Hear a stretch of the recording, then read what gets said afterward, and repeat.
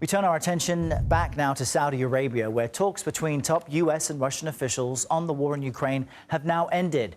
Among the officials at the meeting were Secretary of State Marco Rubio and Russian Foreign Minister Sergei Lavrov. Noticeably missing from all of this was Ukrainian President Volodymyr Zelensky. In fact, no Ukrainian official were present for these talks at all. For more on this, I'm joined by CBS News senior foreign correspondent Holly Williams, joining us from our London bureau. Holly, what reaction are you hearing to these talks? Any hint yet, and I know it's early, that some substantive progress was made?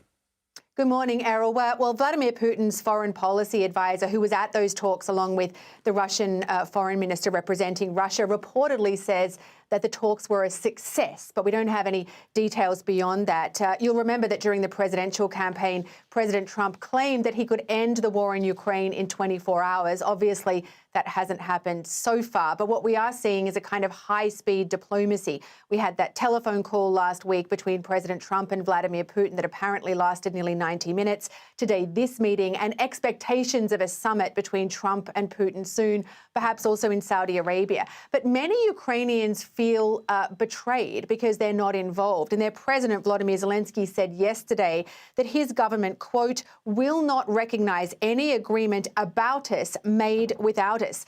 That seems to call into question the legitimacy of these negotiations, Errol. And just to underscore how really remarkable the meeting is, Sergei Lavrov is still sanctioned by the U.S. and the Treasury Department because of what the U.S. said was his direct involvement in the invasion into Ukraine. And considering Zelensky's reservations about the U.S. and Russia meeting, what really can be achieved? It is significant that Russia and the U.S. are talking directly, but what can really come of this?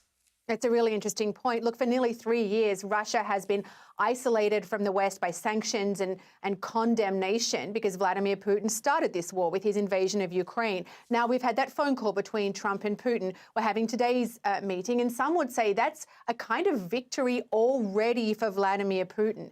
Many people here in Europe fear that Putin will succeed in doing a deal with President Trump that effectively rewards Russia with Ukrainian territory and then doesn't give Ukraine the security guarantees that it wants to protect itself, which could allow Putin to re-invade Ukraine in the future. On top of that, last week, the Secretary of Defense, Pete Hegseth, met with his counterparts in Europe and kind of laid out the limits of U.S. support for Ukraine, saying the U.S. does not support NATO membership for Ukraine, saying the U.S. will not contribute any troops to a peacekeeping force in Ukraine, and believes that returning Ukraine to its pre-2014 borders, that is its borders before the first time that Vladimir Putin invaded, was unrealistic. Now, that has also been widely criticized as kind of giving away U.S. leverage to Russia before the negotiations even began.